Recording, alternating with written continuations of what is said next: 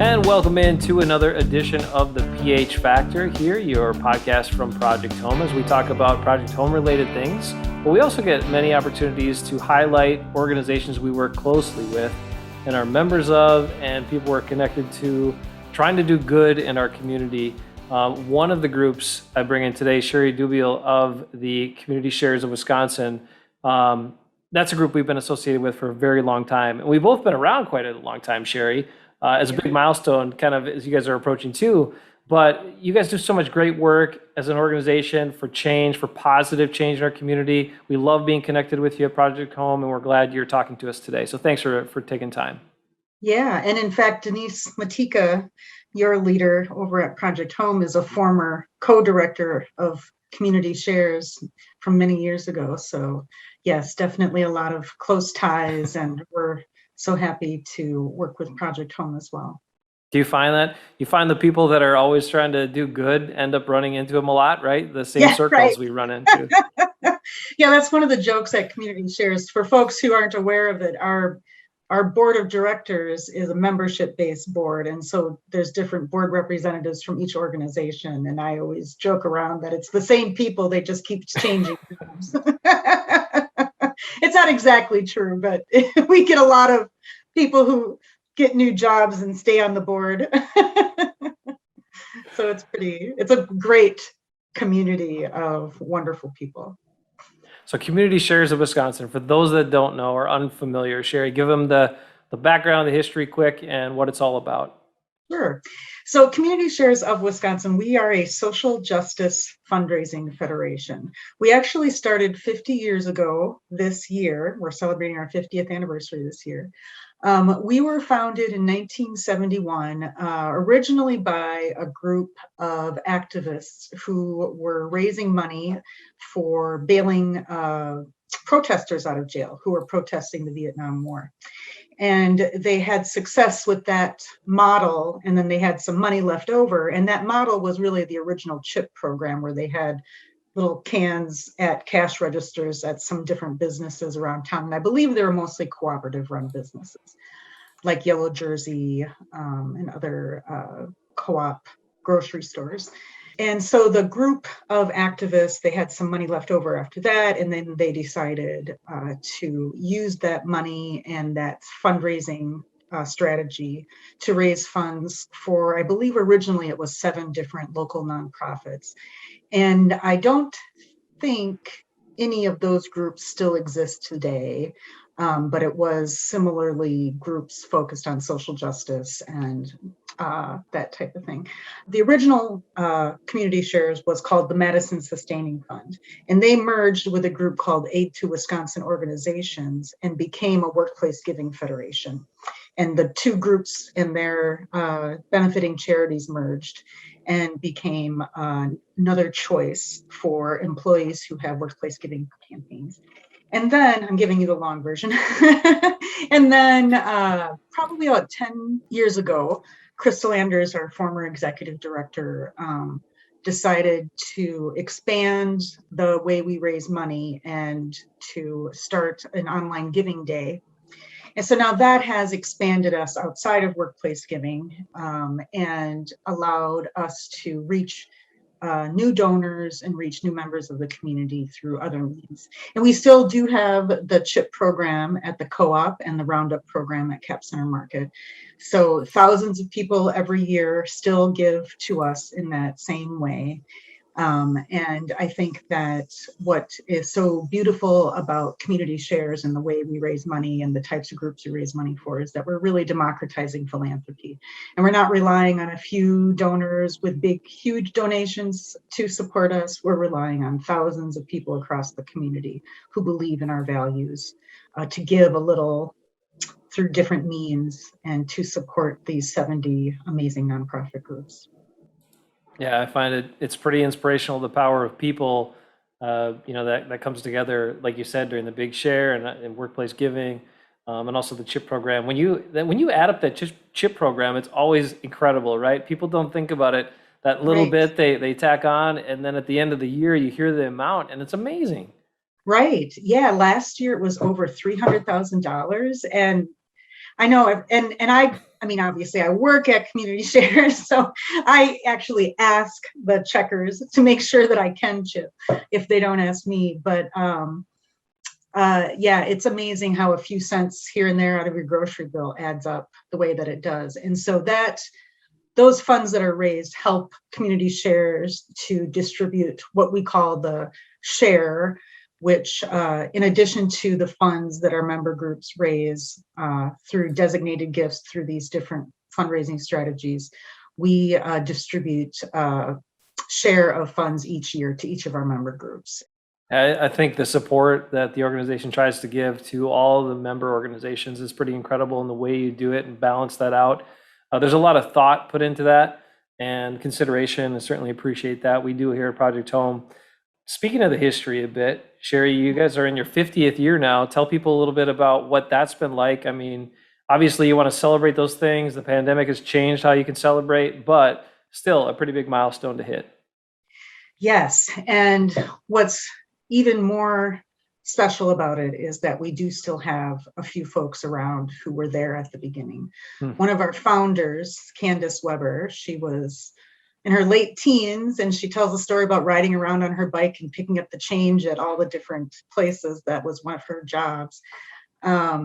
She is going to be recognized with a Founders Award at our event coming up on September 23rd. We originally had plans for a hybrid event where people would still come in person, but then we'd also broadcast it live online so folks who weren't comfortable coming in could still enjoy it. But we decided after the increase of cases of COVID-19 and the Delta variant that we didn't want to put any of our donors at risk. And even if it was 50 people coming in person, it felt like too big of a risk. And so we're taking the event online again this year. We did last year as well, and we had a really nice event. So yeah, 50 years of doing this work. We had a board meeting last week, and some of the thoughts on it varies. That how amazing that we're still doing this, and then there's another perspective of how are we still doing this? How are 50 years later we're feeling like how are there still so many issues that need to be solved? But just keep doing our best every day to address the issues. And so on Thursday, September 23rd at 5 p.m., we'll go live and have an online event. And we are going to be recording it and distributing it out later. So you don't have to watch it at 5 p.m. on September 23rd, but we'll be having a live keynote address from Vu Le. If folks are familiar with Vu Le, he is the creator of Nonprofit AF, which is a blog, and he also is the former executive director of a capacity building organization out in Seattle called Rainier Valley Corps.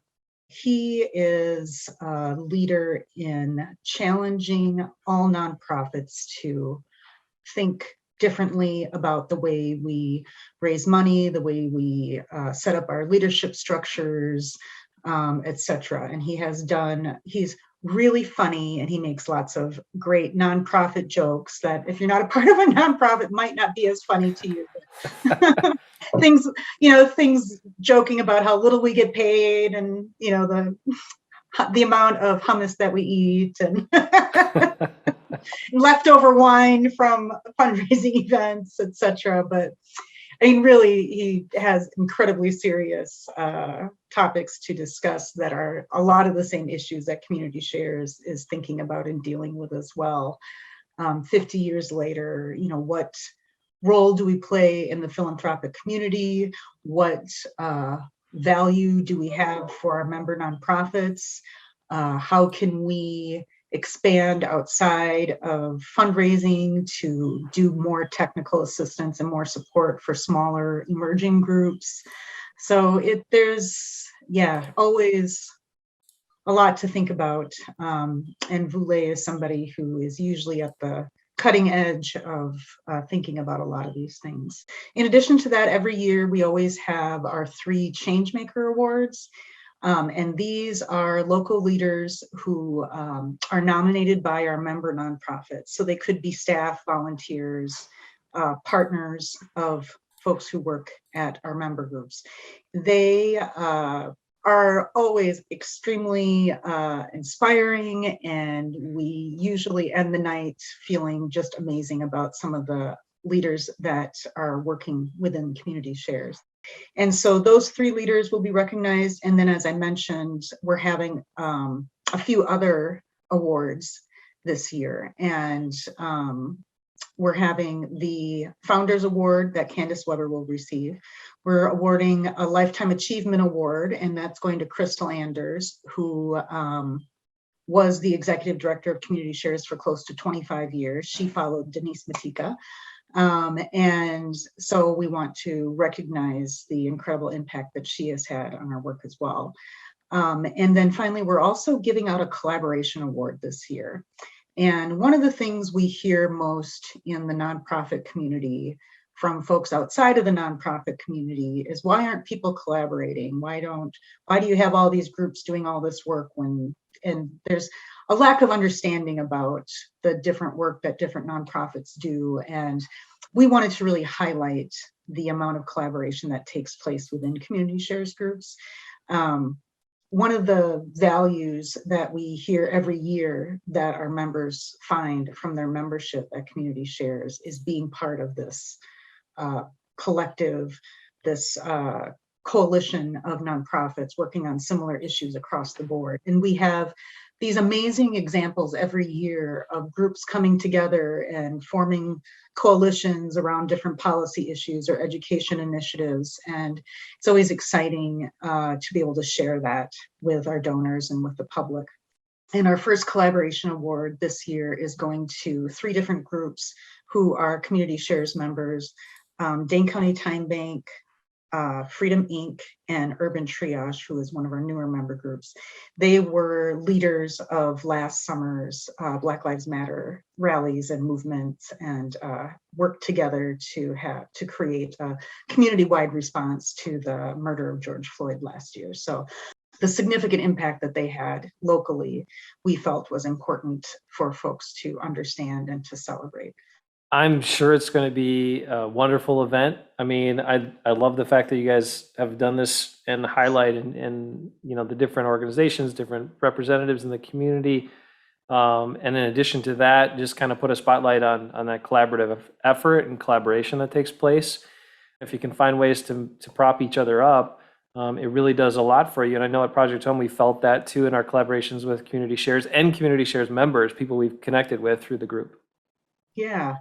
And another thing that we're doing this year that's a little different in celebration of our 50th anniversary, folks may be aware that we've had the Backyard Hero program for many years, and that is an opportunity for our member groups to nominate different volunteers that they want to celebrate. And so every month, we normally recognize 2 different member agency volunteers and then come together at this event and celebrate them all together.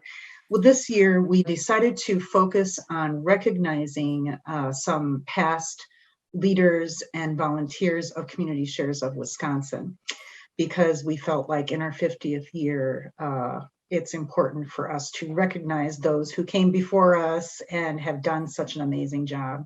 And so we're excited to recognize a number of former board chairs, former long-term volunteers or current long-term volunteers. As an organization of 70 member groups, and it's a representative board, so every group has a seat on the board. We've had huge boards forever, and so there's lots of people to recognize over the years. So we just have a sampling of folks. And what you see on the screen now are a couple of examples of the different folks that we're recognizing. Winona Wolf and Emily Dickman, who are both former board chairs, and Brian Hookums and Nancy Vu, who they're current board members. And I wanted to recognize them to highlight the sophisticated and exemplary fundraising that takes place within Community Shares groups as well. And I think that the 2 of them are a great indication of the power of grassroots fundraising, the power of the democratizing philanthropy that we talk about, because both of them organized amazing big share campaigns where they each raised around $50,000 from hundreds and hundreds of donors. And so just the power that you can build from small donations from hundreds of people is really powerful. And so having them on the screen is a great reminder of seeing that and experiencing that. And it's folks like these that inspire me every day and keep me going. I was going to ask you about that because we see everything that's happening in our world. There's so many things that can be draining on us, can take us down a notch. And in this world of working for positive change, you've got to stay up. You've got to there has to be motivation from within. There has to be motivational sources around you in order for you to keep pushing forward. What kind of things have you leaned on, especially during the last several months and the last year plus, where more and more of these difficult things have been right in our faces all the time? Right. Well, I think that especially at Community Shares, there's so many amazing people that are involved, and so many people I interact with on a regular basis that are doing their part. And, I know that it is difficult sometimes to keep your motivation and to keep your inspiration, especially if you're in a leadership role and trying to inspire others to keep their motivation going as well. And I mean, honestly, it's really the people around me that bring me up. And not everybody's going to be up at the same time. And so you have to support each other. And I think that's been a big part of this work that I have opened myself up to more in the past few years, that we've been focusing on expanding our understanding of racial justice work, is understanding how important relationships are and understanding how important it is to have rest and how important it is to take care of yourself. Luckily, at Community Shares, we have a process where long-term employees can take a month sabbatical. And so the month of July, I had off as a sabbatical, and that allowed me to just completely disconnect. I have an amazing staff who I could trust. And so I could take a month off and not check my email. I uninstalled all the apps on my phone and was able to just, as I called it, jump off the hamster wheel and just kind of just turn off all the noise and all the worry and concerns. So I think resting is really important.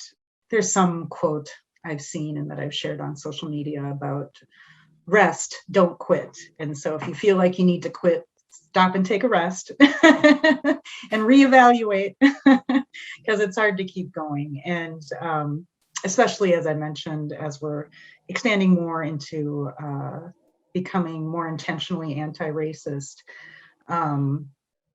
we need to recognize how the burden of this work has been carried by people of color, people who have experienced more of these oppressions than I personally have. And so partly I'm inspired because I know that it's part of our role, you and me as white people. I'm not sure who's all listening now, but that we have to share the burden of all of this, and that we have to take our turn and continue moving things forward to allow everybody else to rest as well.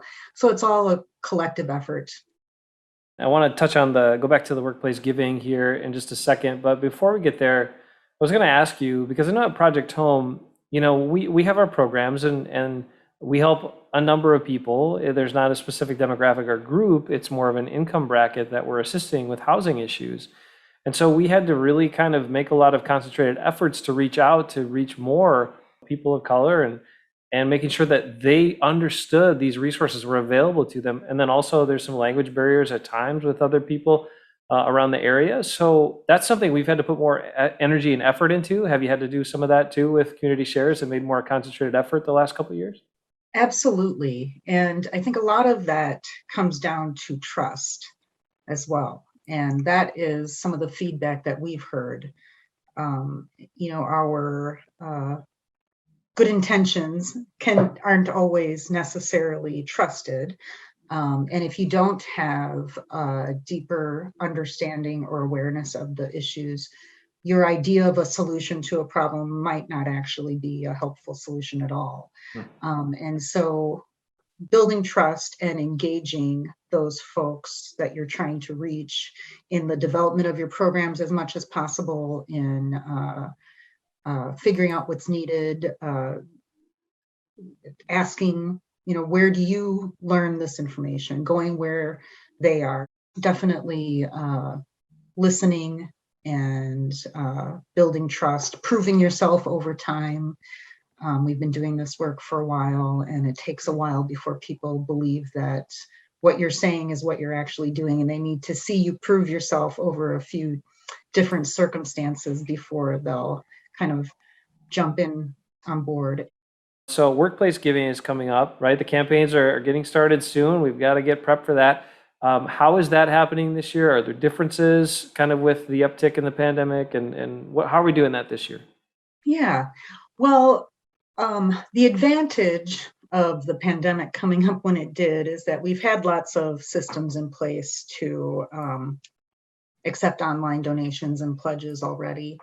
The pandemic and remote work has pushed more of that into the forefront. And we used to have a majority in-person paper pledge system, and now it's definitely moved more online. And we have campaigns that are exclusively online now. So employees who are interested in supporting one of our member groups can now just go online. They don't have to get a pledge form at work. And so the way workplace giving with community shares works is that your company has to be signed up with community shares in order to be part of our workplace giving system. Now, if your company is not part of workplace giving with community shares, you can still encourage your employees to make donations online. You can still encourage them to donate on our website. You can take part in the big share coming up every March. There's a number of ways to do it. The majority of workplaces that we are in the local area are public employee campaigns. So we have state employee campaigns, city, county employee campaigns, school district campaigns. That makes up the bulk of the funds that we raise through workplace giving. And we have also an incredibly generous group of private employers who offer community shares workplace giving as a choice in their workplace giving campaigns. So if you work at a workplace and you're not sure if you have workplace giving, or if you want to add community shares as a choice in your workplace giving program, talk to your employer, talk to your HR program. A lot of times people in marketing run the workplace giving program. And encourage social justice groups to be added to your workplace giving campaign. If there's other ways that you want to give, you can set up your own regular sustaining gift. It doesn't have to be through the workplace. You can sign up online on our website and either send a check every month or have your debit card debited once a month. We have systems in place to do that as well. So there are lots of ways that you can support the members at Community Shares. And one thing for people to remember is when you designate one of our members through Community Shares, they receive 100% of the gift. And that includes online donations, workplace giving donations. So if you're a donor to Project Home and you go to our website and see, oh, wait, they have housing initiatives, they have Commonwealth Development, they have Madison Area Community Land Trust. I love all of these groups that are working on housing issues. You can make a donation to all of these groups at one time, and Community Shares will pass on 100% of that gift. Yeah, I love the advancements there and the options for people, because ultimately that's what you need, right? Is to give them as many, reach everybody in the easiest way for them to participate and contribute, Exactly. because participation is what it's all built on, like you talked about. Yeah. Okay, so workplace giving coming up again. People can inquire at work if they don't have that option there yet. But it's pretty simple, pretty seamless. What's the process like? So if someone wants to inquire at work, what's the process like for an employer to get workplace giving at their work? Well, you can reach out to Community Shares at 256-1066 and ask for me, Cheri, or Victoria Bushy, who is our associate director who manages our workplace giving. And we can talk with your employer. We can help. We can set up an online giving pledge system for you. We can come and do a presentation to the staff. We can help you come up with a fun event. This time of year, fall, is usually workplace giving season, and then people are making their pledges that start coming out of their paycheck in the new calendar year. So just getting people inspired and working together as a team, that's one of the bigger benefits of workplace giving to employers, is having your team come together and work toward a larger goal, which is benefiting everybody. And if that wasn't enough, Cheri, you guys also moved not too long ago, right? So Yes. tell us where people can find your office now. Yeah. Well, we were on West Main Street. Now we're on East Main Street. It's kind of a neat story. The decision that we had to make about re-signing our lease came up. And at that time, it was last late fall, early winter, everyone was working from home, and we were realizing, oh my gosh, we're spending all this rent. And I'm sure no matter if you're a nonprofit, for-profit, whatever, spending rent money on empty offices is a little bit like breaks your heart. And so we evaluated our staff needs, and we have a relatively small staff. Right now we have 8 full-time staff. And so it's a little easier for us to make a decision like this. But we decided to go from an office where everybody had individual offices to more of an open concept office, so that we could have more space that we share. Our former office also had some shared space, but this is more of a dedicated shared space because it's all open, and this other space that exists within our new suite is all shared space. We have a couple other co-tenants with us, Natural Circles of Support and the Progressive magazine. They're both members of Community Shares as well.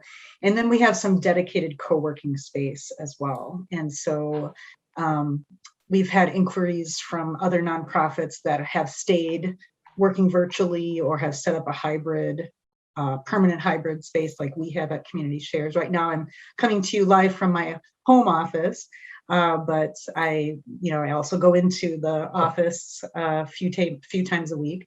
And so the benefit of this is that we're paying the same amount of rent for space that is more available to our member nonprofits to share with us. And so their contributions are helping to offset our rent costs. And then also we're able to make the working from home a more permanent option for folks. Well, I think you guys are doing a wonderful job working through all of the changes, everything that's happened in the last year and a half. And clearly, still doing the good work that you need to do and supporting the member groups that are continuing that work. I love that too about your office space. There are member groups, right, that have very small staffs, very small budgets. So being able to give them a decent workspace availability to that, to come in and be productive, that's really helpful too. Yeah. So we have a shared copier. We have meeting rooms. We have 3 different meeting rooms that you can check out and use if you need to make a private phone call or have a private meeting.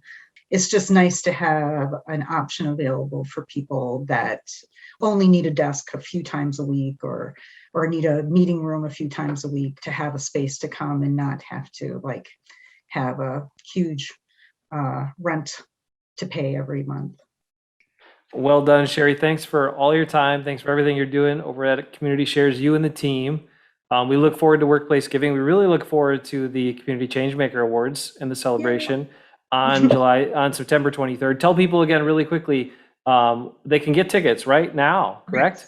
Right. Go to our website at communityshares.com, and it is .com, and you can get a ticket there. You can also watch it online. We of course, appreciate you buying a ticket to help us cover some of the costs. The awards that we're giving out, most of them have a financial award that goes along with it. And so any funds that we raise at the event help to offset those costs.